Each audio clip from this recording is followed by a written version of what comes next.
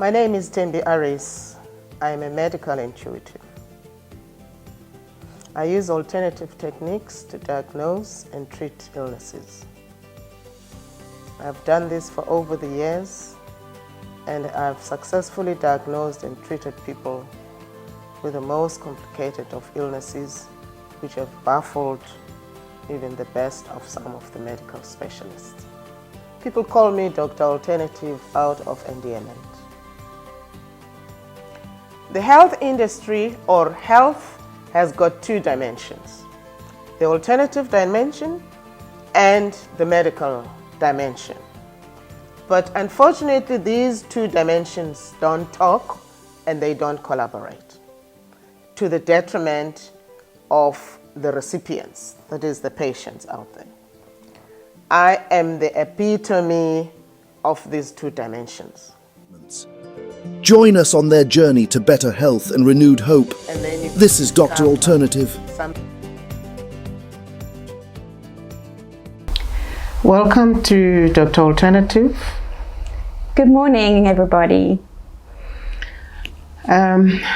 Recently, I received a WhatsApp message from one of my old clients. I will let you have a look at it.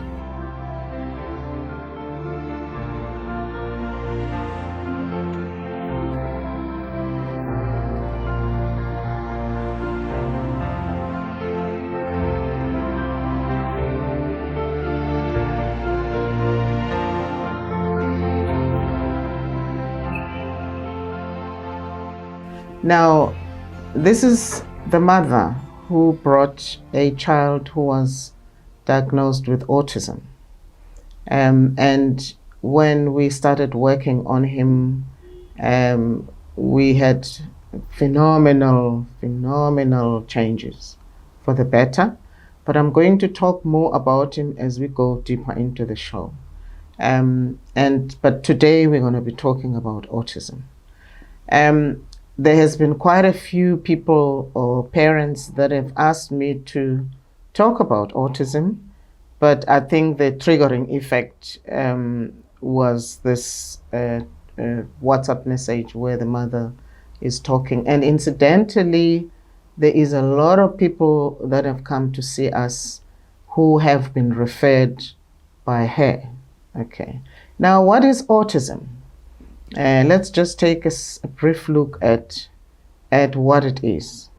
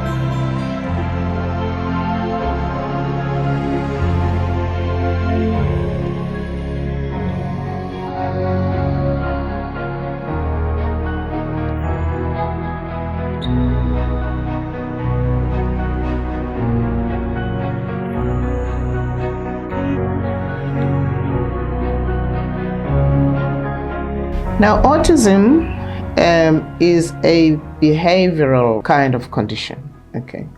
I remember when I was doing my tertiary in clinical psychology that we used to have an I think it was MMI or MMR, you know, which was the diagnostic Bible, which if we want to diagnose someone, because they're already pre-categorized behaviors, behavior symptoms and patterns for each label for each diagnosis. So you would use that book to tick that, okay, does he, like for instance, if I may talk about autism, then does he avoid eye contact? Okay, if it says yeah, then you tick. Or is he, does he have social skills in terms of how does he relate with other children or with people? Because you'll find those that will, how are you? Fine. They will not even look at you, you know, that type of thing. So they would look at social skills.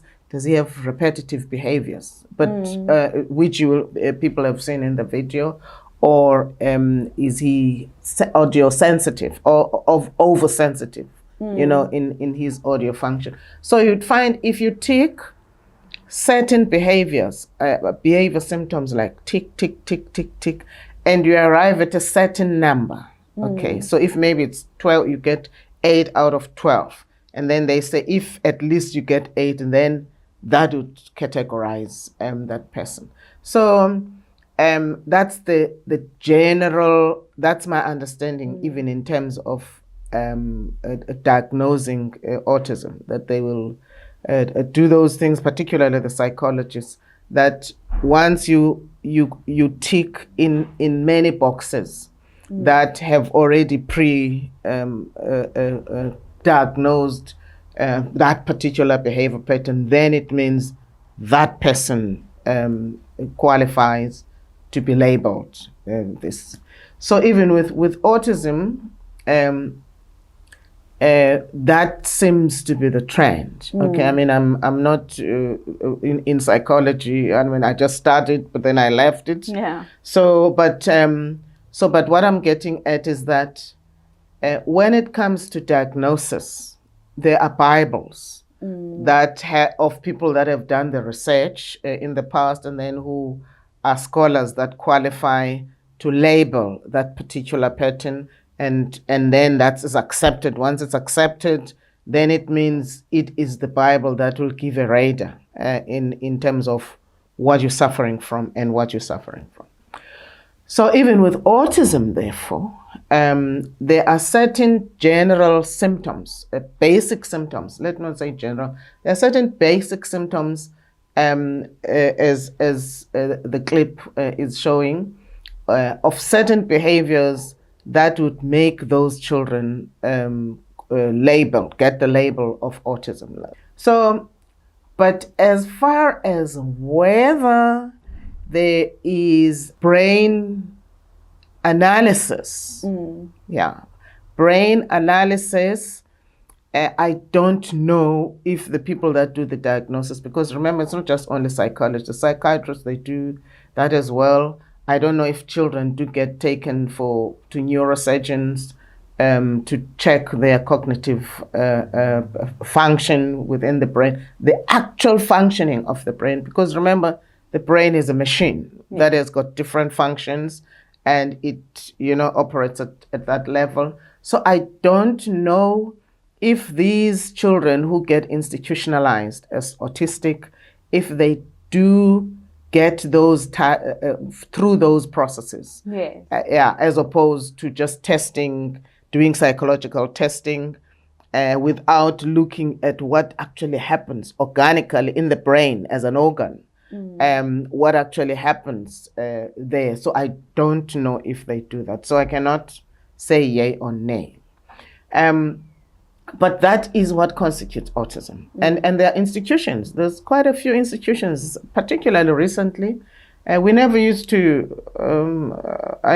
be aware of it when I was growing up. Of course, I mean,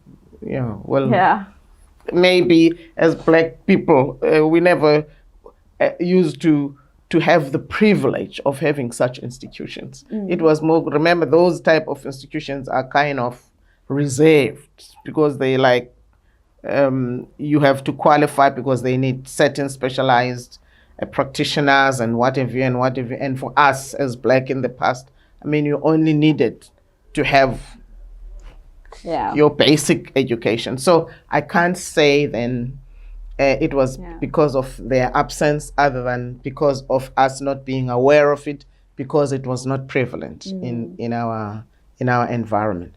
But this is something that I am noticing, is there is such continuous institutionalizing of some schools to cater for these children because they don't fit in your normal school curriculum, schedule, or expected behavior.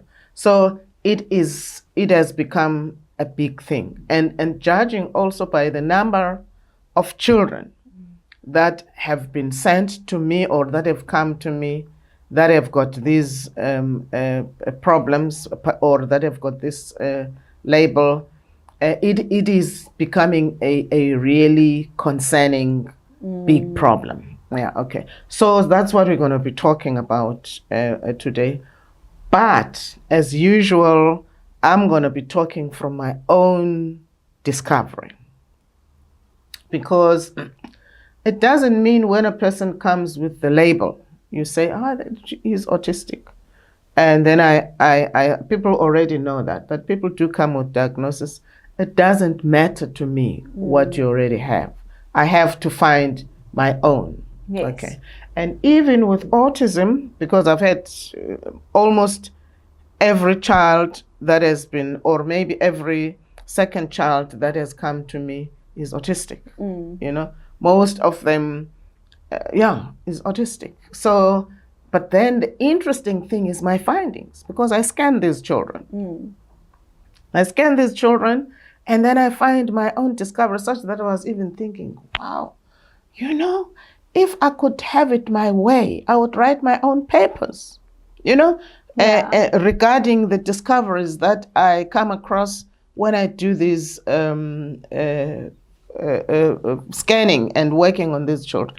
So that's what I'm going to be talking about even today, what I have consistently found to be the problem of children, or to be the diagnosis of children that come to me as already labeled autistic. Okay, so when we come from the break, I'm actually been delving on what I have found consistently to be the case with children that have been referred to me and who are already labeled autistic.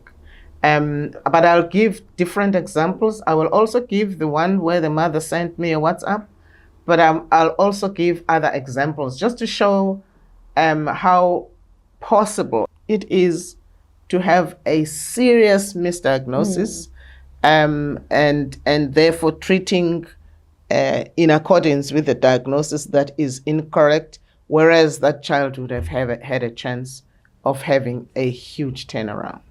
So let's go for a break, and then when we come from the break, I'm going to be talking about my own discoveries.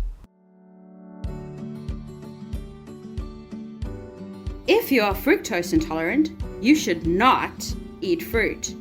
Otherwise, it will harm your health extensively.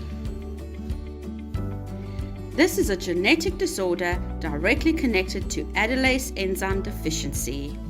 Diseases including tissue cancer. My name is Rachel. I am 35. Well, I was diagnosed with GIST, which is gastrointestinal stromal tumours. It's really rare. It's a form of sarcoma. It starts in like the connective tissues, and for me that was the lining of my stomach. Liver disorders and mental disorders. How do you know if you are fructose intolerant? And even better, what food you must eat.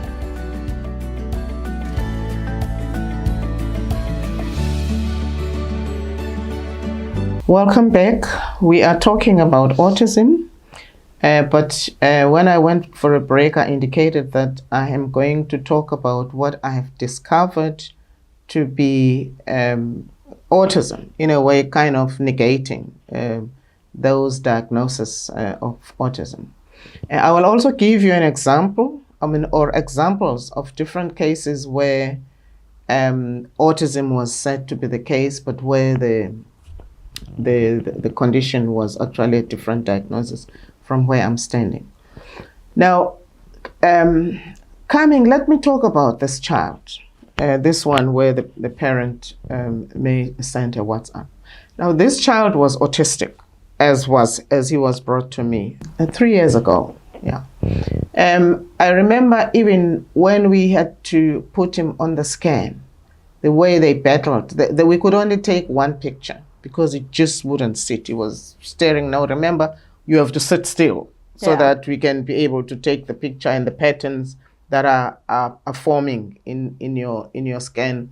But if you're moving around and you're kicking in, we can't. So we could only take the first picture because they had to hold the legs, and had to give him a phone so that he would actually be a bit, something would take his attention.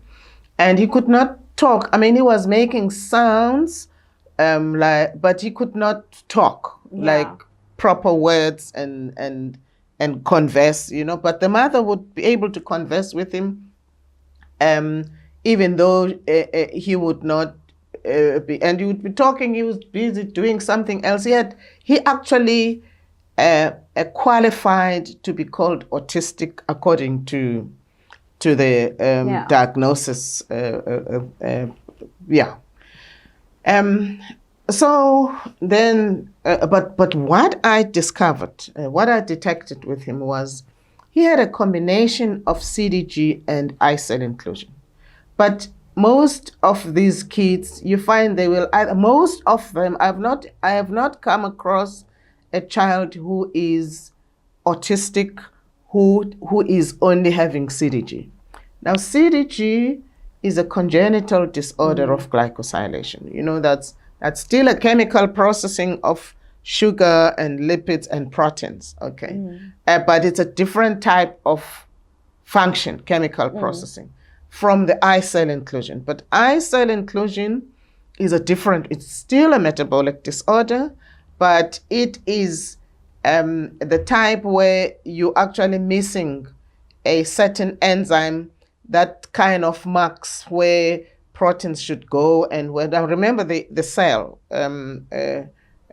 because the cell is what forms us. Any part of the body is made up by cells. So those cells need to be fed, need to be nurtured, need to be everything that needs to be done for that cell to develop. First to be produced, and then to develop, and then to do the function. Okay. So there is a string of chemical processes that actually happen there, okay, to convert or sugar or big compounds into mono, like when we talk about catabolic processes and anabolic processes, where you convert big ones into small ones, and convert small ones into big ones. Okay. So those processes have got to happen. Okay, but there are enzymes that regulate and even direct and mark. Okay, this is what should happen, and this is what. So it's a very complex process. Okay, so I'm not going to get into that.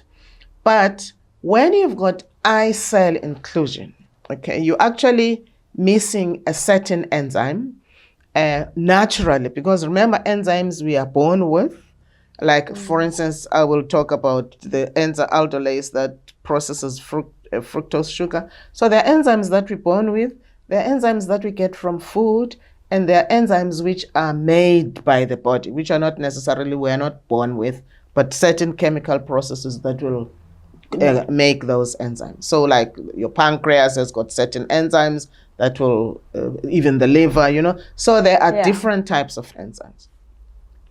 But now when you've got eye cell, you're missing a very important enzyme that work with another chemical processing that will work with your proteins, that will work with your lipids, so that it directs the protein to go inside the cell and the lipids to remain outside the cell, because that's how a cell should be. Fat outside, protein inside, okay.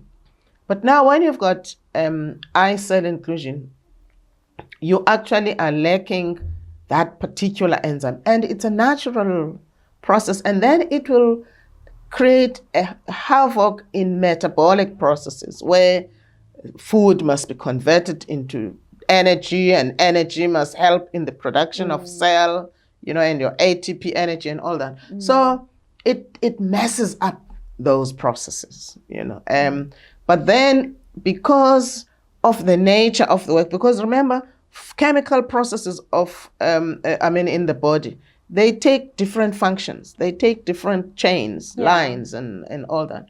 So when a particular, look, it's something so small, and yet it will throw the life of a child totally out, okay? But now, with eye cell inclusion, because of the nature of its symptoms that it creates, it tends to create ones that mimic autism. Yeah. Okay. Now, for instance, like in the case of this child, he was autosensitive. Oh, yeah. Audio sensitive. He was audio sensitive, like you would find in he had no social skills whatsoever. You talk, he's looking that side. He does not even care who you are. Speech was a problem. So he was just, nowhere, if I may put it that way. So when I started, then I tell the mother that he's carotids, because with those lipids that are building up, you find that they were clogging the carotids. Now remember, the carotids are arteries that transport to the brain. Yeah. Blood to the brain, that's carrying food, that's carrying hormones, that's carrying oxygen or whatever. But those carotids, they'll go to your temporal lobes. Now, temporal lobes are the sides, those lobes that are on your sides, on the ear sides. So your audio is controlled there. Your emotions are controlled there. Your memory is there. Your speech is there. I'm just saying this because I want people to really pay attention to what I'm saying. So your temporal lobes are big lobes that have to do with these kind of behaviors that get created, or that mushroom from people that are labeled with autism. Like I'm saying, carotids, your audio, because they go, they go through behind your ears, and they get service, go to the temporal lobes. That is why you find the sound. They are oversensitive to sound, because the carotids get clogged with mucolipids, with lipids. Okay, so they get clogged. And then the temporal lobes also, besides controlling sound, your audio, they also control your emotions. There is a lot of emotion, such that I remember people that get, the adults that have got what we call frontotemporal dementia, okay, which is a condition that will affect the temporal lobes and the frontal lobes. One thing that I will always ask people is whether when they are upset, they get almost irrationally upset, because you find they will lose it. Okay. Yeah. Because the lobes that are regulating emotions are sitting there. And then also you will find that those people tend to have a change in the language processing. Okay. Yeah. Such that I remember one client who I had diagnosed with FTD, and I asked the wife because I normally ask the person sitting next who stays with that. Because when I say anger, they say, no, I can control my anger or whatever. But then when you ask the person who stays with you find they look as because maybe they're too scared to even confirm because they know he loses it. Those type of people. So then the wife, because I was asking the wife whether he does not tend to over-explain. Because you find people that have developed FTD, they tend to have to over-explain. Okay. Yes. And then the husband actually smiled before the wife could even confirm this. He's the one that actually smiled and laughed because he knows himself. Apparently, he and his wife had already developed a certain behavior because apparently he's a pastor. So when he preaches, he would just overdo it and never. So then the wife said, I normally sit at a certain corner where he can see me. So that once I see there he goes, then I would just indicate. Then he knows he must now cut. Because otherwise, if I don't do that, he's got no sense of understanding that he has now over-explained there. So people with FTD tend to have issues with words, okay? Because language is also there, so the memory and what have you. So now children, therefore, that have got mucolipitosis, because it tends to affect the carotids where the clogging of lipids tend to go there. You'll find they will have audio issues, sound issues, like it was the case with this child. And you'll find that some will have epilepsy. Oh. Some will have epilepsy, but it will be the nocturnal one, at night one. You'll find they won't have issues during the day, but at night they will have epilepsy at night. So once it is affecting the temporal lobes, you likely to have epilepsy as well. So which is so there's audio, there's emotional and social skills that are off the window. There's speech. Okay. Yes. Now speech, like for instance, I was giving an example about FTD, that it tends to affect the language. That's your speech. Okay. Now you find the children with autism label, they have issues with speech. Okay. Some cannot speak. They may understand, but there's no audio output. Yeah. So because that is also linked to the speech, to the sound, to those lobes, temporal lobes, people that cannot hear cannot speak. Yeah. Because you've got to be able to hear the word and be able to repeat it to understand so that you can speak. If you can't hear, you cannot speak. Yeah. Okay. So that's one of the other things. Let's go for a quick break. When we come back, we explain this further. If you are fructose intolerant, you should not eat fruit. Otherwise, it will harm your health extensively. This is a genetic disorder directly connected to adelase enzyme deficiency. Diseases including tissue cancer. My name is Rachel. I am 35. Well, I was diagnosed with GIST, which is gastrointestinal stromal tumours. It's really rare. It's a form of sarcoma. It starts in the connective tissues, and for me that was the lining of my stomach. Liver disorders and mental disorders. How do you know if you are fructose intolerant? And even better, what food you must eat.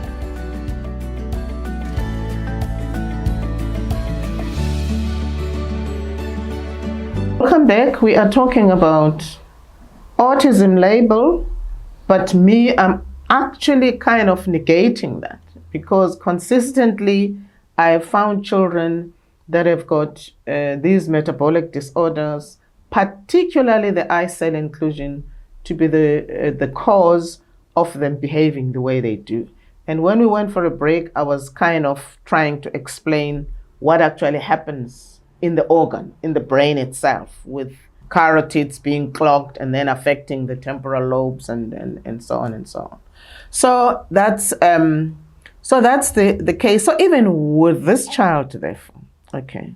But actually, before I even come back to him, I've had another child. I haven't treated that child, okay. But the mother brought him, and I didn't see him because they scanned him in Joburg, but I was in Port Elizabeth, so I never got to see them, you know. I only spoke to them telephonically. And this child, the reason why they brought him to me was not because he was autistic, but it was because he was having night seizures. Oh. Yeah. I remember at some stage, she even sent me a video of him at the hospital at night, you know, where they took a video and she sent me, and he was having those seizures. And there was no explanation. Why is this child having the seizures? During the day, he would be fine, you know, activity normal, you know, like the mother would say. But at night, it would be seizures. Okay, but of course, with me, it was not just the eye cell that I discovered, but there was a whole lot of other things that I also picked up. Okay, so but when I told the mother that this is what I detected, okay, she was horrified. Not horrified by just the diagnosis, but she was horrified that I was misdiagnosing. She said, could it be possible that this diagnosis that you are giving is of the child that you saw before mine? Apparently there was another one that came that was booked in front of her. So she thought, because apparently when I told her, this is what I'm picking up, she went to Google. And when people that have got eye cell inclusion, the severe one, you don't want to see them. Okay, yeah. They really look almost deformed in terms of the facial features, the neck, short necks, and they've got some really bad deformities. Yeah. So and then she said, no, my child is no way, like this. I'm sure you, because the child was having a mild one. I said, I remember before she, when I was giving her the report, before I could even call, because I actually did a WhatsApp written, and I said, you are lucky because he's a mild one. I said he's a mild one. So you'll get those mild ones who will have certain manifestations that are not alarming, but like this, if they don't deal with eye cell inclusion and try and clear the build up of those fat on those carotids, that child is going to end up getting worse in terms of, because remember, every time you get a seizure, the brain is deprived of oxygen. Yeah. So then you find secondary manifestations. So that's why it's an emergency. You need to make sure that that brain electromagnetic field is tamed, is regulated, so that, because the damage is getting done when they are having those seizures. So you'll find that child will have secondary manifestations if they don't deal with it. And he's not, it's not like he's not on treatment. He's on treatment, but he's not responding to treatment. So they're going to keep increasing the dosage and what have you. But if they're not addressing the actual metabolic disorder, then you find he will have secondary manifestations from the seizure itself and from the drugs that they keep increasing, which are not stopping the seizures, but which are having other side effects. Yeah. So that was that's one case that I never really treated her because she never I think she never bought the thing, the idea. In a way, she was thinking, but then she said I must work out the meds, which I did, and then she said, could I let her just take 10% of those meds? And I said, no, you can't. We're just wasting your time because these protocols that I put together, they work in synergy. So if you're taking 10% of that, which protocols am I going to leave out? And then you find the results will not be there. Okay. Yeah. So now coming back to this one, whose mother, at some stage, because I started treating, and then she said, the very first time, and she said, I'm prepared to go. Most parents have accepted that their children are autistic, and they just go with the flow, institution. But she said, I can never accept that this is the fate of my child. So walk the walk with me. And I said, very well, because I also want you to walk the walk with me when I advise you here and there. So we walked the journey together. Okay, I changed the diet, I gave her the medication, and then she called me. She sent a message. She said, we can now go to the restaurant together with him. She said, we never went to restaurants because the experiences that we had were horrifying. Yeah. But now she said, for the first time, we actually went to the restaurant and he went to play with other children. Oh. And he was, engaging other children and was playing nicely. It would be his turn. She said, we were observing him. We were like not believing that this is the same child that we've had. And she was already thanking me. And then I continued with the medication. And then she said, yo, help me. My child, when he watches TV, he will come and he would be like overexcited and he would be repeating what he has seen on TV. He would go to another room and I said it was kind of a peculiar behavior. And I said, stop letting him watch the TV because at that moment he is having seizure. The brain is overstimulated. Yeah. And she said, are you kidding? I said, I'm not kidding you. Yeah. I'm not kidding you. So it means, he's having seizures, but there are those seizures that you'll find they will not manifest as convulsions. Yes. You find, and in some cases you might find, because even recently I had twins that were brought to me, that were actually a referral from the mother, And I was asking the mother, because those twins, and it was an interesting one, because with those twins, I didn't see them. Remember, I don't see people before I get sent the pictures and then I analyze the pictures. So now when Linda analyzed the skin, then I asked Linda, are these fraternal twins? And then she said, no, they look the same. I think she didn't understand, because when I asked her after, she said she didn't even know that there was a difference in twins.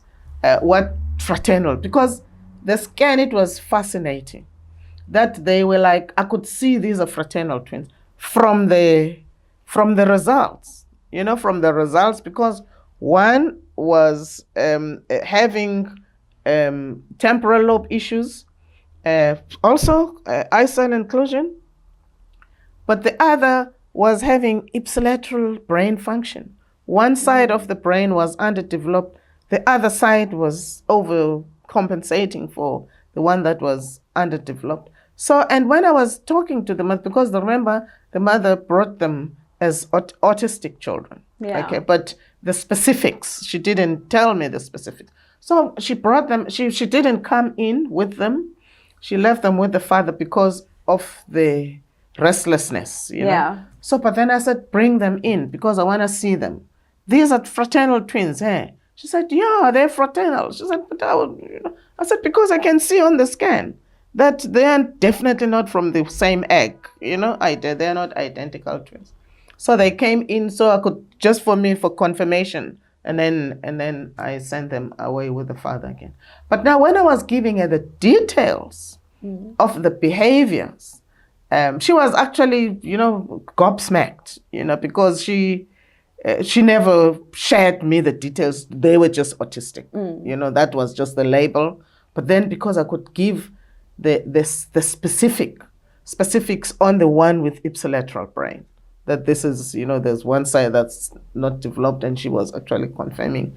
And the other one was having anger, would have anger outbursts because the temporal lobes were affected, and she was concurring all the way, So, but she was shocked. Now remember, both of them are autistic, but the organic functioning, or the brain function, is totally different, even though it affects them, because it's one side that is affected. Yes. The temporal lobe is affected also, but it's one side, the other one is working fine, which is why she's got that weakness, on the muscle weakness on the one side.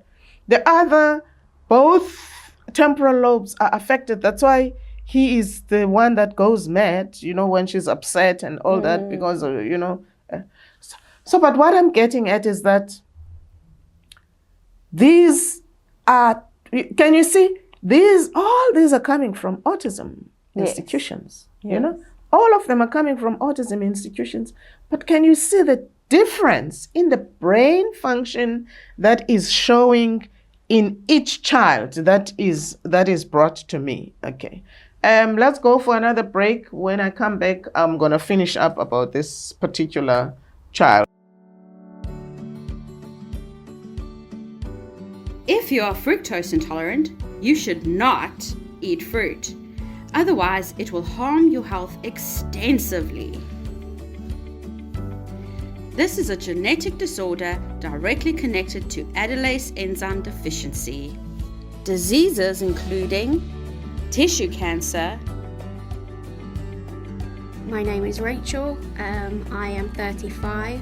Well, I was diagnosed with GIST, which is gastrointestinal stromal tumours.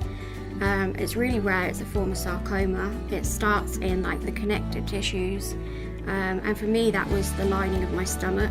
Liver disorders and mental disorders. How do you know if you are fructose intolerant? And even better, what food you must eat?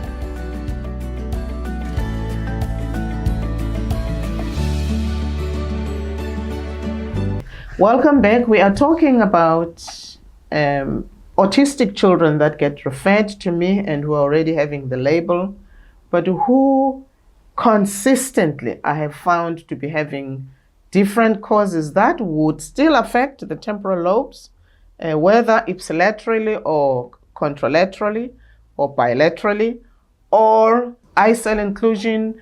So I've consistently found these kids to be each having a unique type of causes, but which affect the same parts of the brain, which carry out the same functions that you find children that are autistic would have those functions being affected. So in a way, I'm rewriting autism.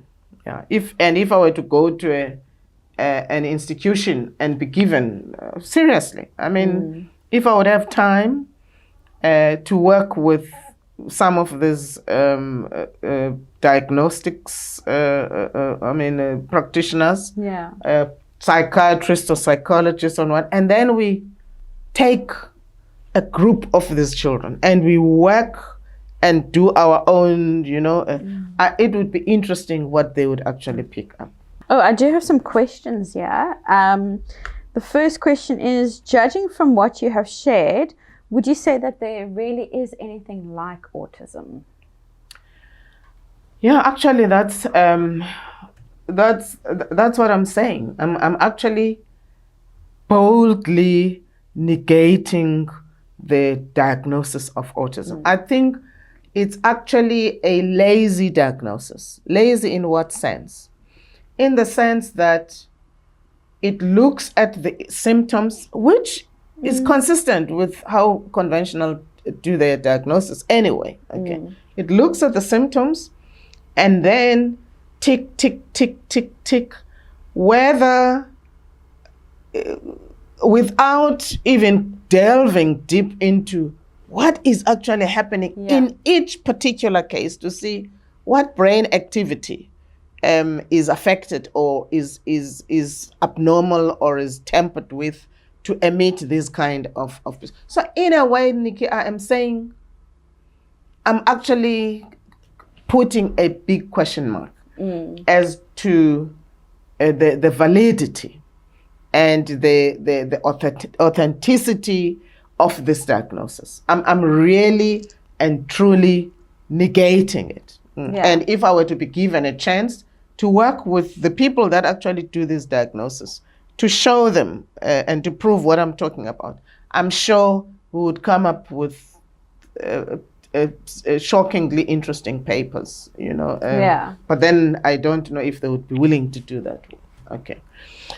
Now, before you get further to your question, I just want to finish up with this particular one. Okay. So I said to the mother, stop making him watch TV.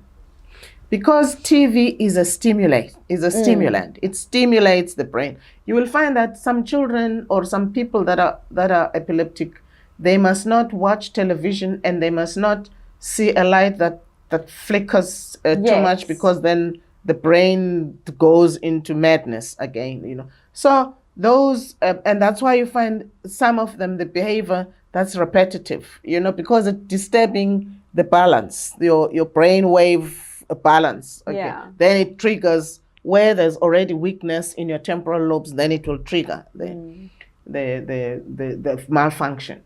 So I said to the mother, keep him away from television. At least for now, keep him away from television. So, and I actually gave a treatment for epilepsy. Okay. I did. I sent a treatment for epilepsy so that we sort out that electromagnetic field abnormality, because the fact that he was already doing it, and no one is going to treat him for epilepsy when there's no convulsions. I mean, she won't take him to hospital and say, he is having epilepsy. I mean, they're going to say, are you crazy? What nonsense are you talking about? So I gave him treatment for epilepsy. Okay. And he became normal again. So that tamed him, and she said, he's fine. That behavior has stopped. The TV, we're not making him watch it anymore. But that madness that he was doing, because even from the phone, he would walk around. And so she said, she had stopped. So then we continued. Okay. And then after some time, she said, the school, they say the child is having anger outbursts, you know. Now remember, he has already made so much progress. Even the school, she sent me the reports, because the schools were like marveling at what is she doing that's making this child turn around like this, because he's now behaving like an almost normal child. He's doing his task, he's calm, he's whatever. And I said, stop giving him all these ADD treatments, just stick to my treatment. So, but now they were shocked to see the turnaround. And then, so he was going on, and then all of a sudden she contacts me, she said, no, the school says he has all of a sudden become angry. I mean, he's got this anger outburst, he's disrupting other children. So then she was saying, so please help. She sent it even in big capital letter. Please help, because the school is saying, what's happening now with him? So what would you say that was causing such a great change in him to almost backslide like that? Was it the treatment? What was causing it? Actually, I think if it was maybe someone who didn't have that much faith in me, Maybe it was this particular client that was saying, the one that I was referring to, who said, no, my child is, she probably would have said it's the treatment. Okay. Now, remember, there was a gap between when I treated him for epilepsy. I had stopped, because remember, when I give treatment, it doesn't mean it's an ongoing thing like it would be the case with I give him for a specific period and we stopped. Yeah. So he was now back to normal again and just watching the diet, and he was fine. And then all of a sudden, so what could be the cause of that? Now, to answer your question, remember, eye cell inclusion is a metabolic disorder. It's a genetic, you having that a problem of lacking that particular enzyme. It doesn't mean because I'm treating you, then all of a sudden you have the enzyme. So we've got to keep on watching to make up for that for that shortage. Okay. Yeah. So the fact that, and remember, these are the areas, the carotids that and affecting the temporal lobe. So that's where it sits. Okay. And lambasts, Yeah. So we and like I said earlier on, that temporal lobes, they regulate sound, they regulate which affects the speech, because if you cannot hear, you cannot talk. They regulate emotions. So that's why you find at one stage he can talk, and he has developed that. Now we can play, the emotions are fine. And then at one stage he's having those seizures from the brain stimulation of the TV and whatever, and then we sort that out. And then the anger, because the emotions are also still regulated there in your temporal lobes. So that's why he had that. So now I had to tame the brain activity again, because I had to give him because even with autistic children, that you find that they tend to have this ADD, attention span. You find they just zone out. They can listen for a little while and then they're done, because that brain activity, your temporal lobes are affected, but then and the brain activity, the brain waves, which have got to do a lot with your senses, particularly your sound. That's why you find when we deal with the brain waves, you find that there's even music that you can play for children, because it works with beta waves or delta waves. So if the certain waves like beta waves are too active, you've got to suppress them, because they make you go haywire, So I had to work on taming those brain waves, balancing them, reducing the beta waves and increasing the theta waves, so that he would be kind of relaxed again. Then he was tame again. Then he was back to normal, school, not complaining, admiring. But what actually took the cake, which is what she's sent me this WhatsApp message, was that he has become an almost normal, totally normal child, who is now working. No longer he can relate, he can do his work. You must see his reports, because at some stage she sent me his report, how well he was doing, like a smart, normal child, They could go away, he could go to parties and without the mother's supervision, go to children's parties and behave like a normal child. She said, I don't know, like the WhatsApp message is saying that I owe you my life, or the life of my child, because of what he has, the turnaround that has actually, he has realized. So what I'm getting at is, this is just one that I'm talking about. But if you look at the general diagnosis of these children, they are all coming to me with autism, okay, and parents want their children to be able to talk. There's one that seems to be pushing people a lot. They want their children to be able to talk, okay, and they don't understand that if you cannot hear properly, you cannot talk. Okay, and if there's a discord between your hearing and your output, because that's the input and that's the output. Your hearing and your audio output, there's got to be a connection there. So if there's a discord there, you won't talk. You will not talk. So, and you find people only concentrate on talking without realizing that they need to start at hearing, because that child, you may see him, you think he can hear properly, or you see that he gets audio, audio sensitive, oversensitive, and you think, I don't make noise, because the wiring there is too much. So that's why they cannot, because it's like when you switch on the radio, that you go, that's what's happening with them, because that brain tends to be wired differently and tends to grow rapidly. That's why you find even the way they process information, some of them you find they're actually extremely smart. So what I'm saying, therefore, is that there's an opportunity of turning the life of your child for the better and permanently,